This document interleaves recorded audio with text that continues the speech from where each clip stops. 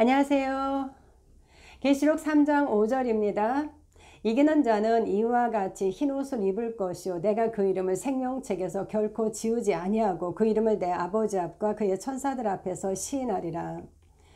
이 말씀은 사대 교회의 사자에게 보내는 편지를 통해 우리에게 주시는 말씀입니다. 사대 교회는 하나님의 생명으로 살아있는 교회이지만 죽은 자처럼 잠자는 교회입니다. 주님은 그들의 행위의 온전함을 찾지 못했음을 말씀하시며 일깨어 말씀을 어떻게 받았고 어떻게 들었는지 생각하고 주의하여 돌이키라고 말씀합니다. 잠자지 않고 깨어 행위의 온전함을 이루기 위하여 받고 들은 말씀을 생각하고 주의하라는 것입니다. 영생의 복음을 모른다면, 또한 그 영생의 복음을 기억하지 않는다면 자신을 죽은 자와 똑같이 생각할 수밖에 없습니다. 그리고 이어서 하신 말씀이 오늘 본문 말씀입니다. 사대 교회만이 아니라 모든 믿는 자들도 죽은 자들 가운데서 함께 누워 잠을 자는 삶을 살 수 있습니다. 그러므로 예수님은 이 땅에 계실 때에도 깨어 있으라고 여러 번 말씀하셨고 사도들도 깨어 있으라고 여러 번 기록하였습니다. 죽은 자 가운데서 일어나야 합니다. 그러므로 이 말씀은 모든 시대 모든 교회에게 주시는 말씀입니다. 하나씩 살펴보겠습니다. 1. 이기는 자는 이와 같이 흰옷을 입을 것이요. 계시록에는 흰옷이 성도들과 관련하여 약 11회 정도 기록되었습니다. 어린 양의 피에 그 옷을 씻어 희게 한 자가 하나님의 보좌 앞에 설 수 있습니다. 계시록 7장 14, 15절. 자기 두루마기를 빠는 자가 생명나무에 나아가며 문들을 통하여 성에 들어갈 권세를 받습니다. 계시록 22장 14절. 흰 세마포 옷을 입은 자가 어린 양의 아내로 불립니다. 또한 희고 깨끗한 세마포 옷을 입은 자들이 하늘 군대로 예수님을 따릅니다. 계시록 19장 8절 14절. 그렇다면 흰 옷은 무엇입니까? 흰, 하얀의 헬라어는 류코스인데 빛나다의 뜻을 가진 류케에서 유래되었습니다. 변화산에서 예수님의 옷은 빛과 같이 휘어졌다. 마태복음 17장 2절, 휘어져 광채가 났다. 누가복음 9장 29절 라고 말씀합니다.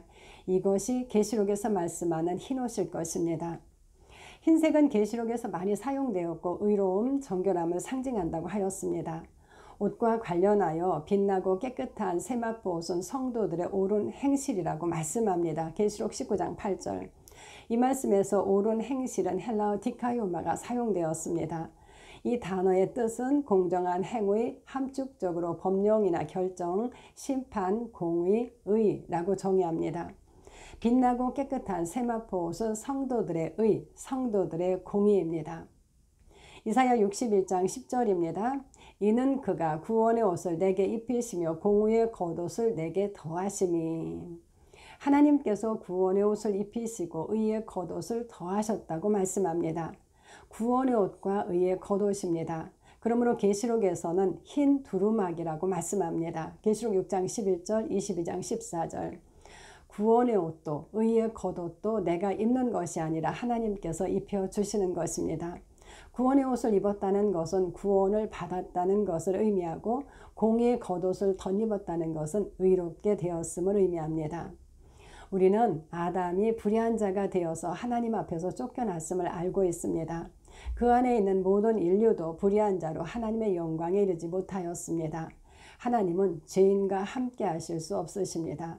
그러므로 그분은 의를 회복하셔야만 우리를 가까이 하실 수 있습니다. 그리고 그 의를 통하여 그분의 생명을 주실 수 있습니다. 의와 구원은 함께 갑니다. 그러므로 하나님께서는 구원을 말씀하시되 우리의 의를 회복하실 것을 구약에서 계속 말씀해 왔습니다. 계시록에서도 흰옷을 많이 말씀하시는 것처럼 의는 성경에서 가장 많이 말씀하는 주제 중 하나입니다. 그렇다면 의는 무엇입니까? 의는 헬라어 디카이오시네인데 스트롱코드 사전은 공정, 기독교의 칭의라고 정의합니다. 그런데 이 단어는 공정한, 흠없는, 거룩한, 의로운의 뜻을 가진 디카이오스에서 유래된 명사입니다. 그러므로 디카이오스의 명사형이라면 공정, 흠없음, 거룩, 의로 번역되어야 할 것입니다. 칭의가 아니라 의입니다. 그렇다면 하나님께서 입혀주시는 의는 어떤 의입니까? 고린도후서 5장 21절입니다. 하나님이 죄를 알지도 못하신 이를 우리를 대신하여 죄로 삼으신 것은 우리로 하여금 그 안에서 하나님의 의가 되게 하려 하심이라. 하나님께서는 죄를 알지도 못하시는 그리스도를 우리를 대신해서 죄가 되게 하셨습니다. 그 이유는 우리가 그리스도 안에서 하나님의 의가 되게 하기 위함이라고 말씀합니다. 즉 인류의 죄를 예수님께 얹으셔서 죄 자체가 되게 하셨고 대신 심판을 받게 하셨습니다. 죄의 값이 완불되었을 때 그분은 의이신 하나님의 생명으로 일어나셨습니다. 이제 그분 안에서 하나님의 생명으로 태어나는 자들은 그 생명 안에 있는 하나님의 의를 소유하게 됩니다. 하나님께서 주시는 완전한 하나님의 의입니다. 그러므로 구약에서는 그 성읍은 여호와 우리의 의라 불릴 것이라고 말씀하였습니다. 에레미야 23장 6절 33장 16절. 또한 예수님은 우리의 의가 되십니다. 고린도전서 1장 30절.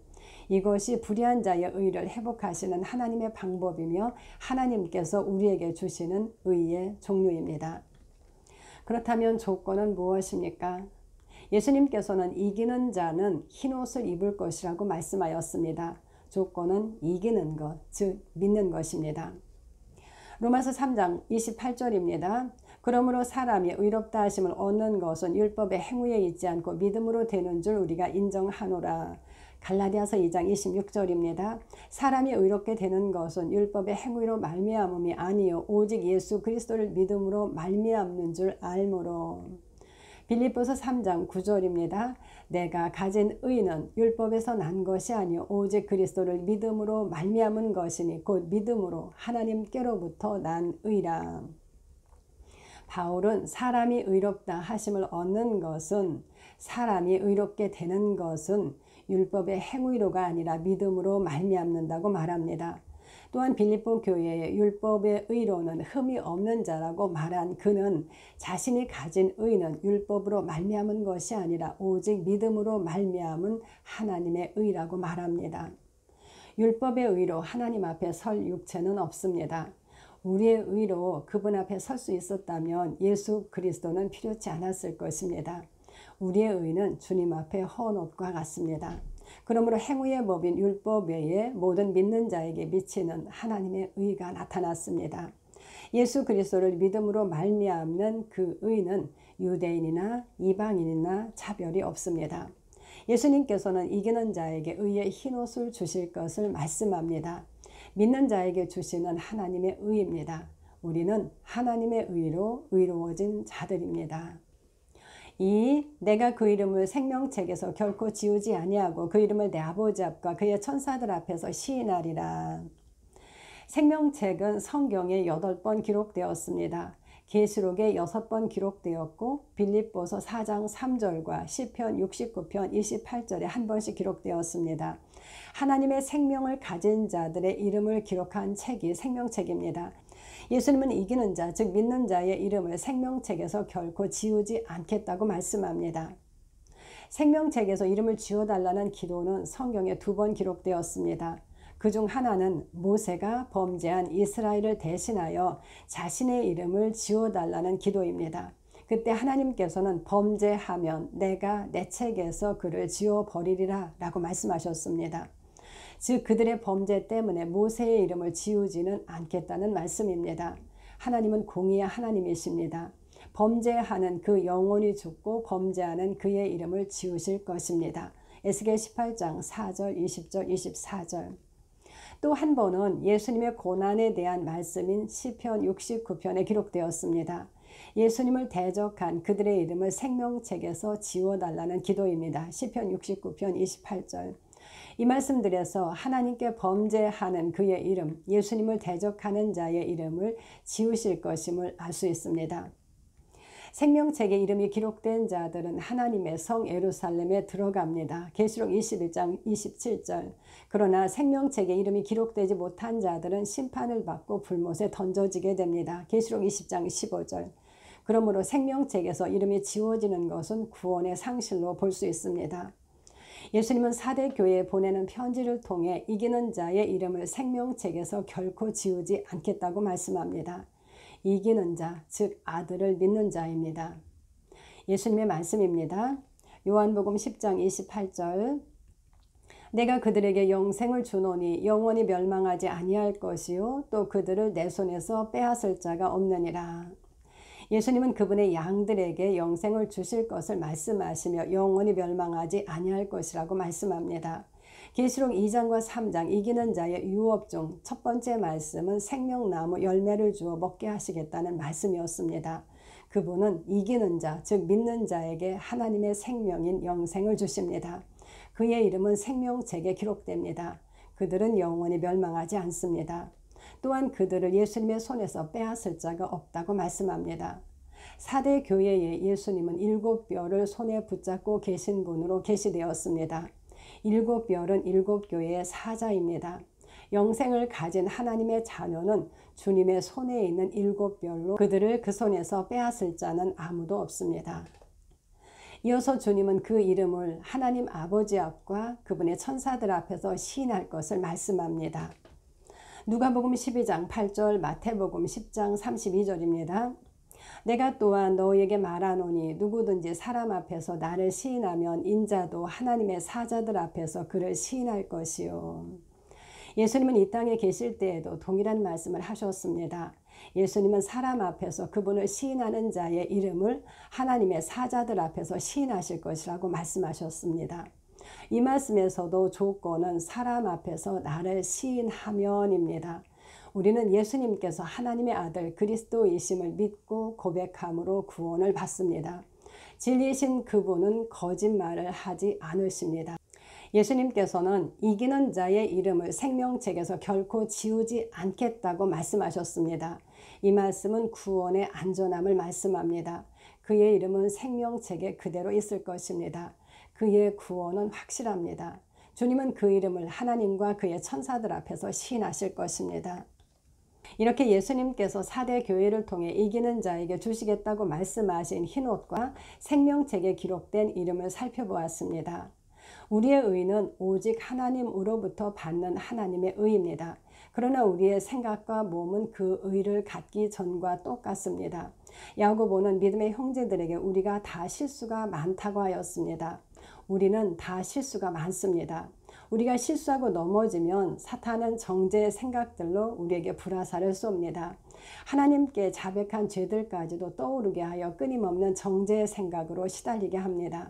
그러다 보면 구원의 기쁨을 경험했던 사람들도 자신의 구원에 대해서 의심을 품게 됩니다.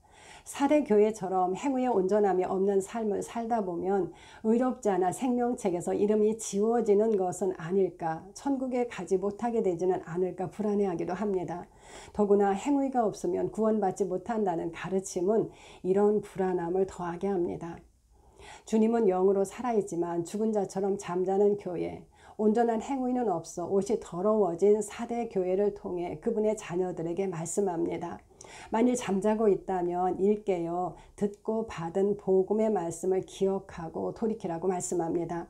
또한 믿을 때 받은 흰옷이 더러워지지 않아야 그분과 동행하는 삶을 살 수 있다고 말씀합니다. 하지만 그분은 거기서 그치지 않으십니다. 이기는 자, 즉 믿는 자는 하나님의 의인 흰옷을 입은 자라고 말씀합니다. 또한 주님께서는 믿는 자의 이름을 생명책에서 결코 지우지 않겠다고, 그리고 그 이름을 하나님과 천사들 앞에서 시인하시겠다고 말씀합니다. 우리의 행실은 온전하지 못할 수도 있습니다. 하지만 주님은 4대 교회에 보내는 말씀을 통해 우리가 받은 의와 구원은 확실하고 안전하다고 말씀합니다. 감사합니다.